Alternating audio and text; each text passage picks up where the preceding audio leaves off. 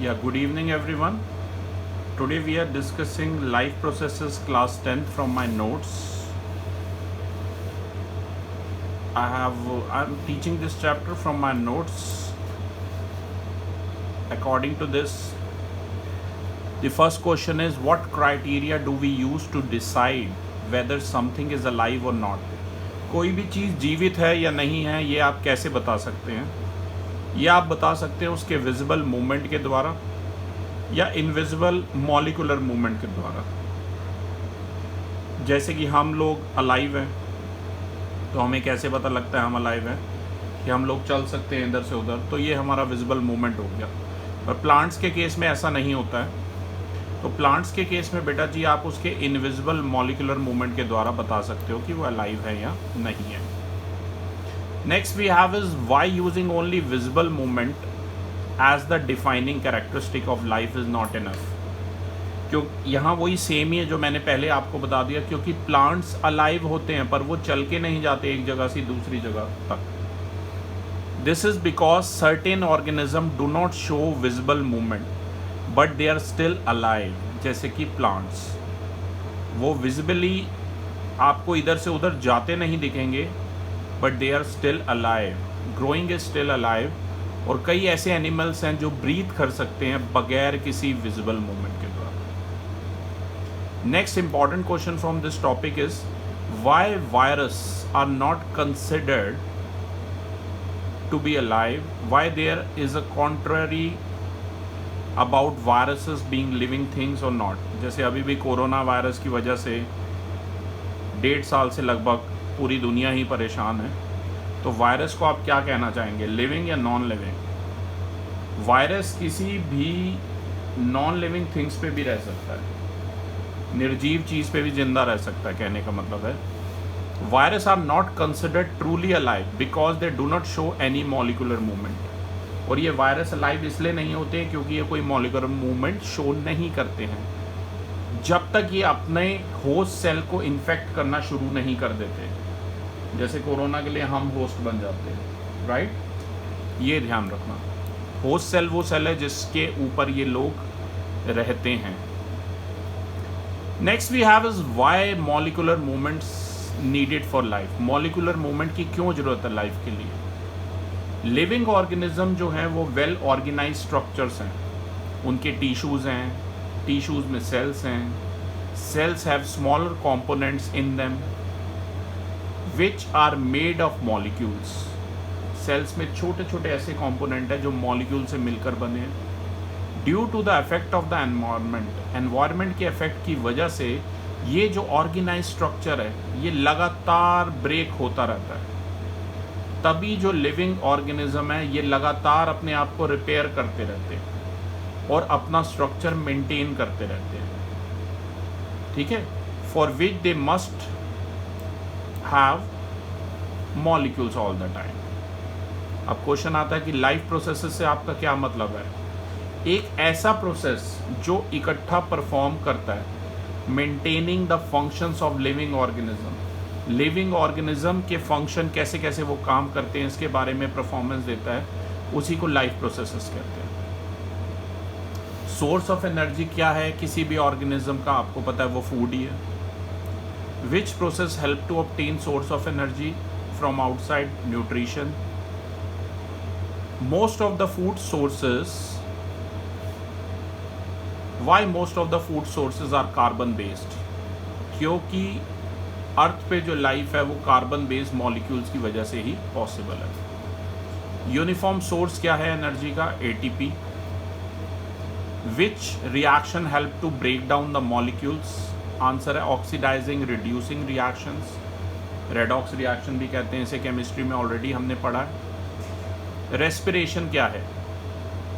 Process of taking in oxygen and breaking down of food in presence of oxygen to produce energy is called respiration। जो भी food हम खाते हैं वो glucose में convert होता है, फिर O2 के साथ रिएक्ट करके वही CO2 और H2O बनाता है और एनर्जी रिलीज होती है। और यही एनर्जी जो हम डेली एक्टिविटीज़ में अपनी यूज़ करते हैं। Next important question is why is diffusion insufficient to meet the oxygen requirement of multicellular organism like humans. जितने भी यूनिसेलुलर ऑर्गेनिज्म है, सारा का सारा जो सरफेस होता है ऑर्गेनिज्म का, वो डायरेक्ट कांटेक्ट में होता है एनवायरनमेंट के साथ। तो जो एक्सचेंज ऑफ गैसेस है या रिमूवल ऑफ वेस्टेज है, वो सिंपल डिफ्यूजन टेक्निक से किया जाता है, लेकिन वो मल्टी सेलुलर ऑर्गेनिज्म में होता है। But in multi cellular organism simple diffusion,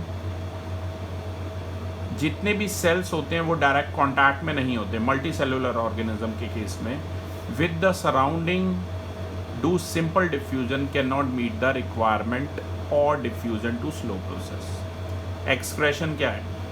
आपको पता है जो भी डाइजेस्टेड, जो भी फूड का अनडाइजेस्टेड पार्ट है, जो वेस्टेज है, काफ़ी सारी केमिकल रिएक्शन जो अकर होती हैं सेल्स में, तो जो भी बाय प्रोडक्ट्स क्रिएट होते हैं which are not required by the body, जिन्हें हमारी बॉडी की ज़रूरत नहीं होती है, and they can even be harmful, they need to be remove from the body by the process of excretion. जो भी वेस्टेज हम निकाल देते हैं उसे एक्सक्रेशन कहते हैं। न्यूट्रिशन को आप कैसे डिफाइन करेंगे? Process of obtaining the food by organism and its utilization for growth and development of an organism is called nutrition. अब डिफरेंस हमें बताना है क्लास ऑटोट्रॉफिक और हीटरोट्रॉफिक में। ऑटोट्रॉफिक ऐसे ऑर्गेनिज्म होते हैं जो अपना फूड फोटोसिंथेसिस की हेल्प से खुद बनाते हैं, CO2 की हेल्प से, क्लोरोफिल की हेल्प से। प्लांट्स आते हैं इनमें क्लोरोफिल होता है, ग्रीन कलर का पिगमेंट है। ऑर्गेनिज्म ऑक्यूपाई करता है first level of chain, food chain के पहले लेवल पर ऑटोट्रॉफिक न्यूट्रिशन वाले ही ऑर्गेनिज्म होते हैं। और हीटरोट्रॉफिक में ऐसे ऑर्गेनिज्म होते हैं जो प्लांट्स और बाकी एनिमल्स पे डिपेंड करते हैं, प्लांट्स और बाकी एनिमल्स पे डिपेंड करते हैं, ये आपको ध्यान रखना है। ऐसे ऑर्गेनिज्म होते हैं जो डिपेंड करते हैं प्लांट्स और बाकी एनिमल्स पे फूड के लिए। They ingest complex food so that the molecules break them into the simple form. Heterotrophic nutrition में organism higher levels food chain का ऑक्यूपाई करते हैं, ये भी आपको ध्यान में रखना है। बायोकैटलिस्ट क्या होते हैं? बायोकैटलिस्ट ऐसे एंजाइम्स होते हैं जो कॉम्प्लेक्स सब्सटेंसेस को ब्रेक करने में हेल्प करते हैं, सिंपल सब्सटेंसेस में कन्वर्ट करने के लिए, before they can be use for growth of the body. Internal energy कहाँ रिसीव होती है प्लांट्स में? स्टार्च में, और एनिमल्स में होती है ग्लाइकोजन में। नेक्स्ट है ऑटोट्रॉफिक न्यूट्रिशन को कैसे आप डिफाइन करेंगे? बेटा ये सारे बड़े इंपॉर्टेंट क्वेश्चन हैं, तो डायरेक्टली नोट्स में मैंने कर रखे हैं, सिंपली आपको ये लर्न करने हैं। ऐसा न्यूट्रिशन जिसमें ऑर्गेनिज्म सिंपल रॉ मटेरियल जैसे कि CO2 और H2O लेता है और फर्दर उनको कार्बोहाइड्रेट में कन्वर्ट करता है in the presence of sunlight and chlorophyll. इस मोड ऑफ न्यूट्रिशन को ऑटोट्रॉफिक न्यूट्रिशन कहते हैं। फोटोसिंथेसिस कोई नई चीज़ नहीं है, आपको पता ही है क्लास।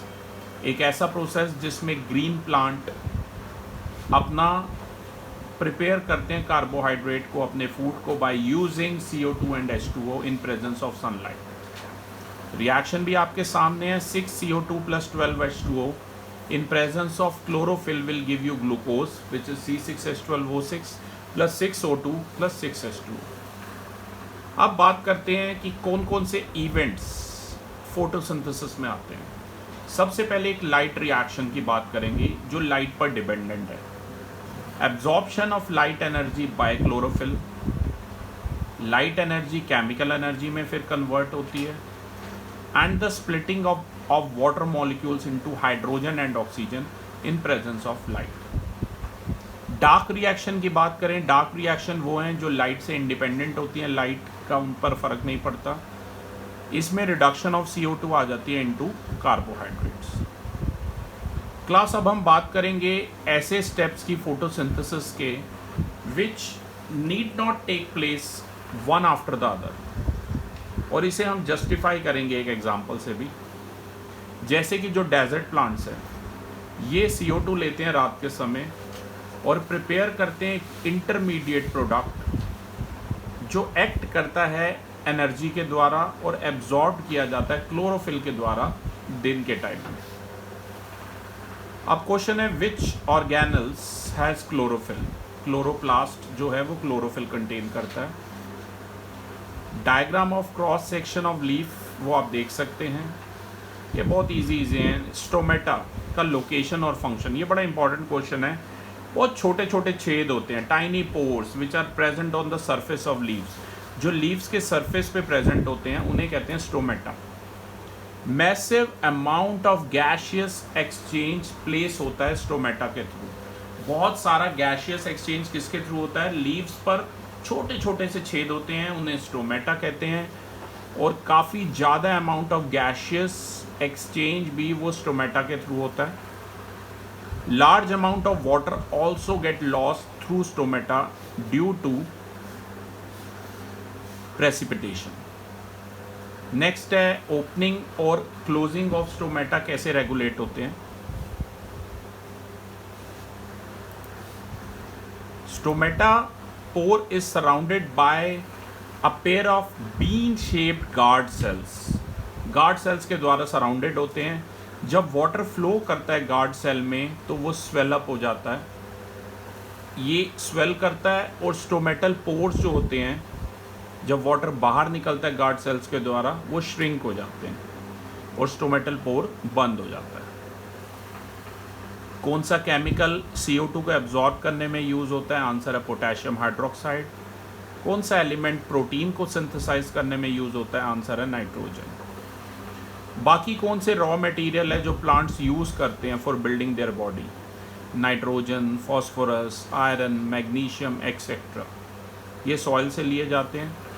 नाइट्रोजन भी सॉइल से लिए जाती है in the form of inorganic nitrites and nitrates और in the form of organic compounds prepared by bacteria from atmospheric nitrogen. Stomata का डायग्राम आप बुक से देख सकते हैं। कौन से ऐसे फैक्टर्स हैं जो फॉर्म करते हैं न्यूट्रिशन डिफर करता है ऑर्गेनिज्म टू ऑर्गेनिज्म, इस बारे में बताते हैं। पहला है type and availability of food material, किस तरह का फूड मटेरियल का टाइप क्या है और अवेलेबिलिटी क्या है। And how the food is obtained by the organism. Saprophyte क्या है? Organism which break down the food material outside the body and then absorb it. Example हैं इसमें फंगाई लाइक यीस्ट, मोल्ड और मशरूम, ये आपने देखे होंगे, मशरूम एंड ऑल है। फिर अगला टाइप है न्यूट्रिशन का होलोजोइक न्यूट्रिशन। ये एक ऐसा न्यूट्रिशन है जिसमें कोई भी ऑर्गेनिज्म जो है पूरा का पूरा मटेरियल और लेता है और उसे ब्रेक कर देता है इनसाइड देयर बॉडीज। पैरासिटिक, ये एक ऐसा न्यूट्रिशन है जिसमें ऑर्गेनिज्म डिराइव करता है न्यूट्रिशन प्लांट्स या एनिमल से without killing them. Cuscuta plant parasite है। लाइस, लीच, खून चूसने वाले, ठीक है। टेप वॉर्म, वो सब इसी के एग्जाम्पल है। अब आता है अमीबा में कैसे होता है न्यूट्रिशन। पहला स्टेप है इंजेक्शन। अमीबा फूड को यूजिंग स्यूडोपोडिया एंटर करने देता है अपने अंदर, which fuse over the food particle. फिर एक फूड वैक्यूल, एक मतलब गैप बना लेता है, फूड को आने देता है, फिर उसको ट्रैप अप करके रख लेता है और गैप बंद कर देता है। डाइजेशन की बात करें, food is digested inside the food vacuole with the help of enzymes. फिर वही एब्जॉर्ब और एसिमुलेट होता है डाइजेस्टेड फूड, साइटोप्लाज्म के द्वारा एब्जॉर्ब किया जाता है और एसिमुलेट किया जाता है। और जो अनडाइजेस्टेड मटेरियल है वो फर्दर मूव अवे हो जाता है to the surface of the cell और वो बाहर फेंक दिया जाता है। अगला आता है डिफरेंस क्या है न्यूट्रिशन जो अमीबा में होता है और पैरामीशियम में होता है। पैरामीशियम का जो सेल है उसकी एक डेफिनेट शेप होती है, तो जो भी फूड उसके द्वारा लिया जाता है एक स्पेसिफिक स्पॉट में और वो पुश कर दिया जाता है और एंड वेस्ट जो है उसको इजेस्ट कर दिया जाता है एक पर्टिकुलर स्पॉट के द्वारा। और अमीबा इंजेक्शन में जो होता है it is done anywhere on the cell surface. क्या रॉ मटेरियल यूज़ होते हैं ऑर्गेनिज्म के द्वारा, आपको पता ही है। प्लांट जो हैं क्या क्या यूज़ करते हैं, CO2, H2 मिनरल्स यूज़ करते हैं, वो उन्हें एनर्जी देती है और इसके अलावा एनिमल्स भी फूड O2 H2O ये सब यूज़ करते हैं। देखिए ये एग्जांपल है, देखिए फूड ऐसे एंटर किया है होलोजोइक न्यूट्रिशन अमीबा में, ये इसका न्यूक्लियस है, फिर ये फूड वैक्यूल जो बनता है ना ये बंद हो जाता है, देख रहे हो फूड वैक्यूल बना था, ये फूड वैक्यूल और ये बंद हो गया था, तो ये इसको ऐसे फूड को खा लेता है, फिर ये दो ऐसे स्प्लिट अप भी हो जाता है। यहाँ आप फिगर्स की हेल्प से देख सकते हैं जो स्टेप्स होते हैं होलोजोइक न्यूट्रिशन इन अमीबा में। तो क्लास ये हमारा पहला वीडियो था लाइफ प्रोसेसेस का, जिसमें हमने प्लांट्स और इसके डिफरेंट टाइप्स बताए। Next videos will upload it very soon. Thank you.